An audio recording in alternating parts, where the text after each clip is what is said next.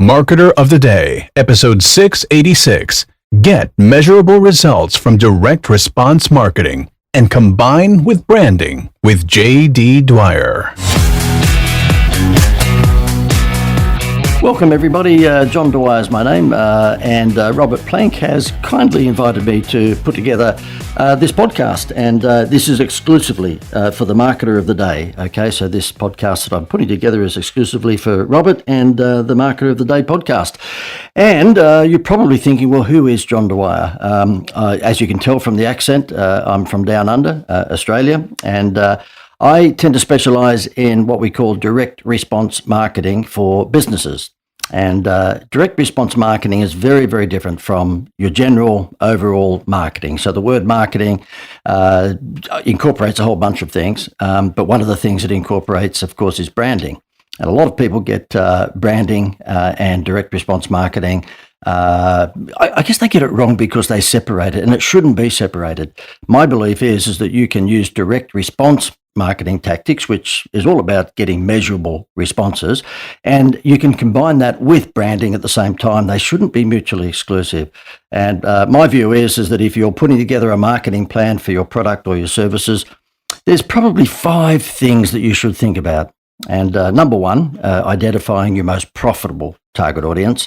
And that's not just your target audience by saying, look, if you're a hardware store, it's all men. It would be saying, well, look, we're a hardware store in an upmarket suburb in Los Angeles or New York or wherever it may be. And the men that we're after are more than likely earning $100,000 a year. They drive a BMW and they live in an upmarket suburb. And more than likely, because of all of those demographic profile components, they're probably going to be over 40 years of age. And if you know that that's your most profitable target audience, then all of your advertising should be geared towards them, whether it be on LinkedIn or Facebook or Instagram, whatever it may be, letterbox brochures, that should be geared towards over 40 men who fall into that particular demographic. So it's all about identifying your most profitable audience and then looking for more people who look like them. Number 2 of the 5 components that I believe you need to do if you're putting together a direct response marketing plan for your product or service is adding a wow factor to your offer. There's very, very few smaller businesses who can take on Walmart and win. You know that if you were to take on Kmart or Walmart or any of these big box stores, there's very little chance if you're a smaller player that you're going to beat them on price. We have a big hardware chain here in Australia. It's like a Walmart, I guess. It's called Bunnings, and it's about the size of a Walmart. So it's probably 2 or 3 football fields in size. And they advertise that from a hardware point of view, they will beat any price that you bring to them by 10%. So that means if you're a little hardware store, there's no way in the world that if you're marketing your wheelbarrow for $64, that's going to beat Bunnings here in Australia. There's no way in the world. It'd be the same thing with Walmart in the US.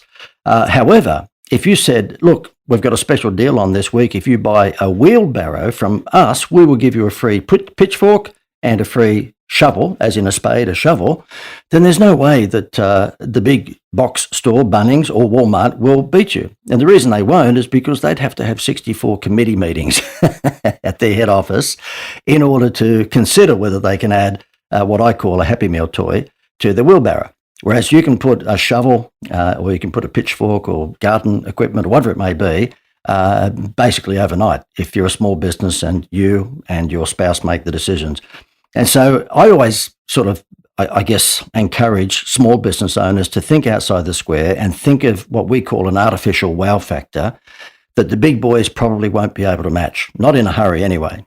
And of course, if you're talking about incentive-based marketing or wow factor marketing that takes your eyes off the price, a very good example would be McDonald's Happy Meals. Okay, for quite a few decades now, McDonald's have been putting a free plastic toy in the Happy Meals.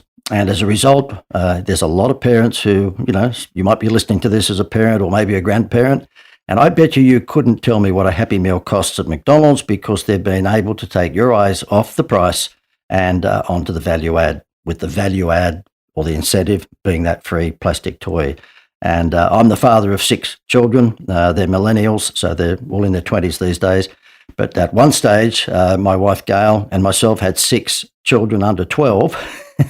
And I'll tell you what, we had a busy Tarago van in those days, and we bought a lot of Happy Meals. And it had nothing at all to do with the hamburger. I don't think the kids ate the hamburger. That went out, in the garbage bin. And it was all about the toy. And we couldn't tell you what the price of the Happy Meal was because it was all about the toy. And so that's what you want to do. Number one, identify your most profitable target audience and look for more people who look like them, which is a lot easier these days given the laser targeting that the likes of Facebook can provide to you. Number two, identify a wow factor that would turn your audience on to take their eyes off the price. And number three, use the problem solution formula. Now, this is a big one. Nurofen, the headache tablet company, they know what that's all about. They will show you a TV commercial, or if it's online, they'll show you a video ad, and it will show someone with a headache. And I've seen the classic one where it's a female school teacher. Kids are playing up in the classroom, they're primary school children, and she's rubbing her forehead, and of course she's got a headache. So she actually pulls out the drawer of her desk up the front of the classroom, gets a packet of Nurofen, takes 1 or 2 tablets with a glass of water, and before you know it, by the end of that 30-second ad, not only does she look more attractive because now she's got makeup on and blush and the whole thing, but the kids are sitting at their desk absolutely perfectly behaved. It's amazing what Nurofen can do even to children. So that's what we call problem solution marketing. And the headache tablet companies do it very well. Let me tell you who else does it very well. Jenny Craig, okay, the weight loss company. They do it extremely well where they'll show normally women who might not be feeling very good about themselves because they might be overweight. And then, of course, they go on the Jenny Craig program, weight loss program, and in 4 or 5 or 6 or whatever number of weeks it is, then, of course, you see the results. And the results are that, the lady who was a bit overweight and didn't look happy all of a sudden looks like a supermodel because she's been through the process of getting on the Jenny Craig weight loss program. And that's what we call problem solution marketing. We've had clients over the years where, it's just quite stunning, the transformation you can show when you've, taken their product and you can do the before and after. One of them happens to be the high pressure water blasters, the high pressure water machines whereby in Australia, I'm not sure in America whether you call them Gurney, but we have a brand here called Gurney. And it's very easy to demonstrate just how good that high pressure water blaster is when you show someone's driveway. Half of it has been cleaned by the high pressure system and then the other half hasn't. So you can see the clean and the dirty. And that's very powerful before and after. So think about problem solution and what you're doing or what your product or service is doing to solve someone's problems. In my instance, if you go to my website, which is theinstituteofwow.com, so our business is called The Institute of Wow, then, you'll see that I've got case study after case study after case study of how we have, if you like, provided a direct response marketing solution to a business owner's problems. One that comes to mind, and only comes to mind because I was doing a presentation yesterday, and it was for about 100 business owners. And as it turned out, when we went through the Q&A session, I tend to do that because it demonstrates one's authenticity if you can take questions from the crowd, completely unrehearsed and give them the answer. And someone in the crowd owned a turf farm. And he just said to me, look, can you tell me, what could we do to promote my turf farm, as in grass, okay? He said, because my turf is the same as pretty much any other turf farm. And I said, I understand that. So there's a me too sort of mentality to the industry. You've all got the same grass. And he said, yeah. I said, okay, well, let me give you a case study of someone who I looked after for about 12 months. We have a 12-month coaching program is what we do in our business. So when businesses come on to get my assistance, they join a program called the Masterclass Consult Program. And they're with me for at least 12 months. Some stay for years, but they're with me at least 12 months. And this particular turf farm, he had about 6 miles of turf, and it was coming up to the spring season, and he wanted to get rid of what he had so that he could replant for spring and then, make some more money, because when you own a turf farm, you've got to turn the turf over pretty quickly and keep on replanting and make more money. And I said, well, who's your target audience? And he said, well, landscapers. And the reason that landscapers are the most profitable target audience is because they're actually buying turf for multiple homes. They might be doing a landscaping job for, half a dozen homes at any one time. So he said, we're not looking for mum and dads who just want to re-turf their front yard or backyard. And I said, okay, well, landscapers who in Australia we would call them blokey blokes, okay? They're pretty down-to-earth blokes. And they enjoy a beer, they enjoy a bit of a laugh with their buddies, and some of them probably even enjoy a cigarette. And so we need to to determine what would be a wow factor, a Happy Meal toy that would be appropriate for that particular audience. And I said to the client who owned the turf farm, look, I know you're in a spot, you want to get rid of this 6 miles worth of turf very quickly. So do you want wild or mild? And fortunately, he said wild. And that was great because I don't do mild. So anyway, I said to him, well, listen, I figure that landscapers who are what we'd call the blue singlet sort of, tradesmen, I think they enjoy a beer after a hard day's work. He said, oh, of course they do. I said, okay, well, why don't we actually give them a carton of beer for free, but it would be upmarket beer. There's a brand in Australia called Crown Lager, and it is the premium beer. You would pay, for argument's sake, instead of for a carton of 24 beers of a regular beer, you might pay $35 or $40. This one, you'll pay $60.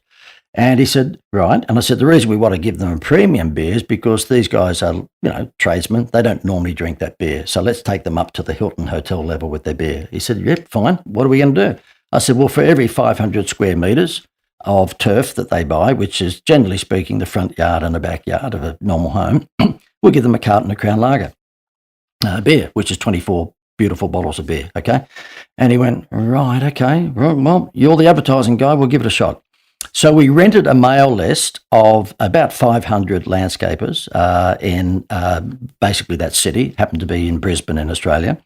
And so we sent out mailers to them. A lot of these guys were not tech savvy, so therefore we did the email blast as well, but we also sent out a brochure and a letter. And it basically said, here's the deal. We obviously showed photographs of, the Crown Lager beer, and we said, look, for every home's worth of grass that you buy from us, we'll give you a carton of Crown Lager. And he rings me up about 5 days into the promotion and said, John, we've got a problem. And I said, what's the problem? He said, we've got no more grass. And I said, what? He said, we've run out of grass. In fact, the entire 6 miles worth of turf has been sold. And now what we're doing is sourcing turf from other turf farms to keep up with the demand for the beer.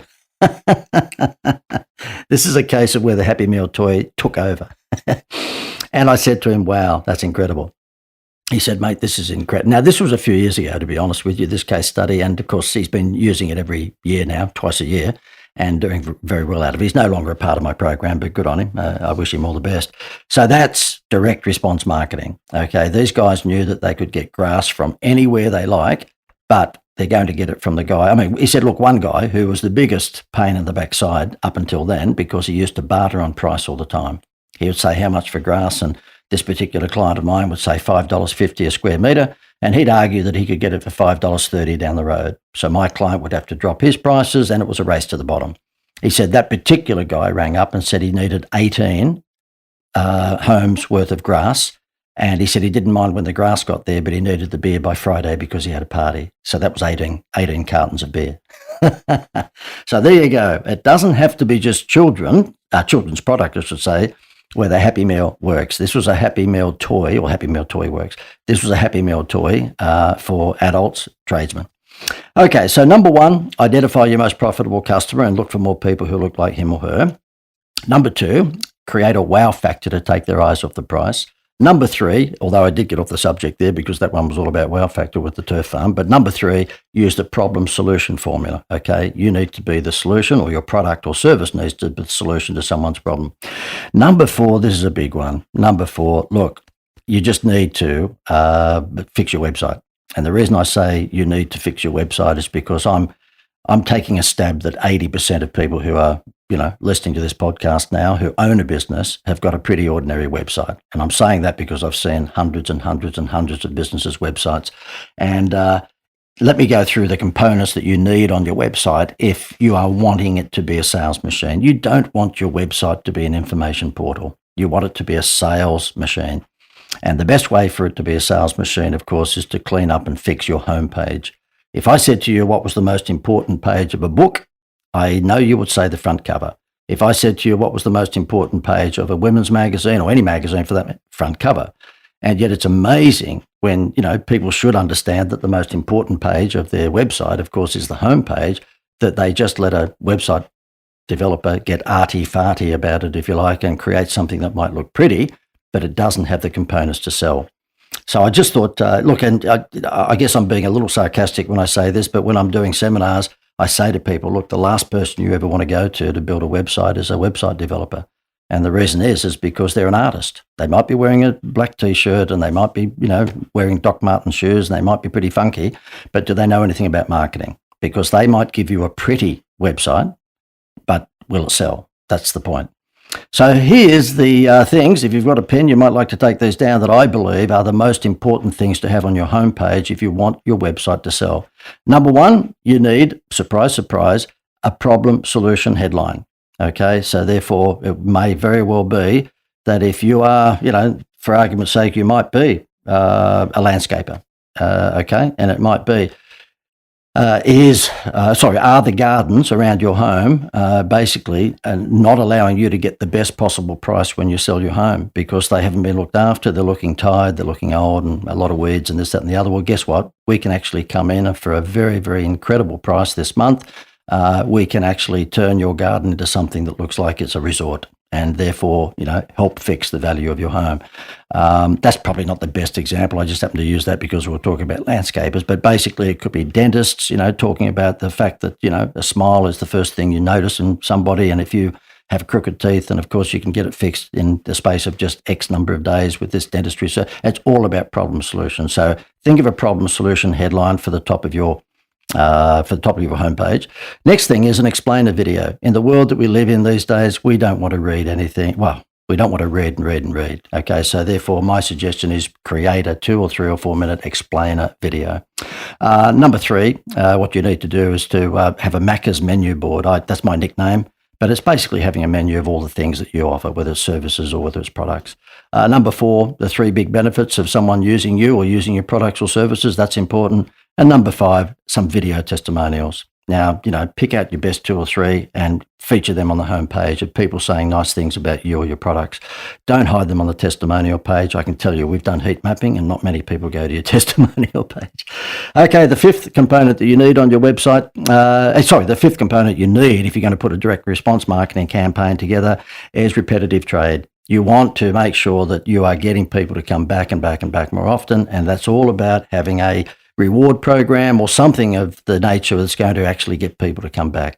And you'll see a lot of little coffee shops these days. I mean, it's been around forever, but they have the little business card they give you and they put, a stamp on every time you get a coffee. And when you get 10 stamps, you get a free coffee. Now, that's a very basic version of it. But if you don't have a reward program, you might like to think about, creating a reward program so that you get repetitive trade. And you know what? You can only really stimulate repetitive trade if you can communicate with your audience. And the only way to communicate with your audience is, guess what? Collect data. Everyone's wondering why Amazon is wiping them out. Well, it's because Amazon have been collecting data for a long, long time, or data, you might say in your particular accent, but they've been collecting data, names and contact details of people for a long time. And of course, they milk it. They actually exploit that. You can walk into just about any restaurant in the US today. You can walk into just about any retail store and they will not collect your data. Madness. They're just letting money slip through their fingers because if you collect data, then you can market to them thereafter.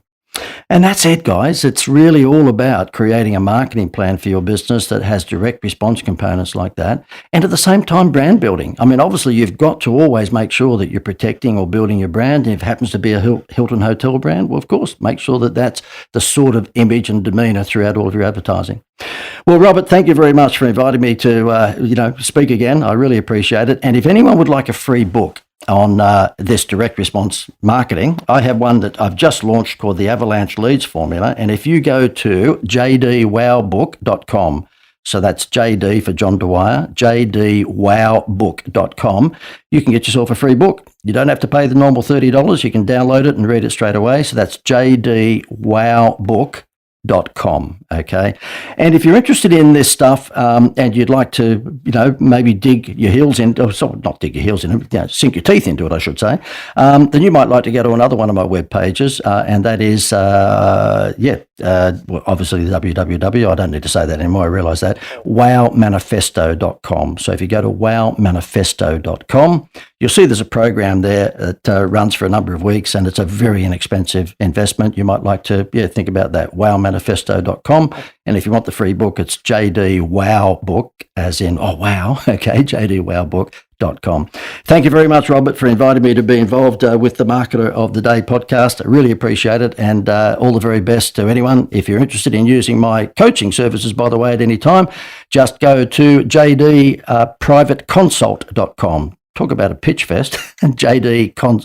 jdprivateconsult.com. Over and out, guys. Been a real pleasure to talk to you again, and all the very best with your business. Check out the latest episodes of our podcast on the web at marketeroftheday.com and subscribe to us on iTunes at marketeroftheday.com/iTunes, or search the phrase Robert Plank in your iTunes app to find us there.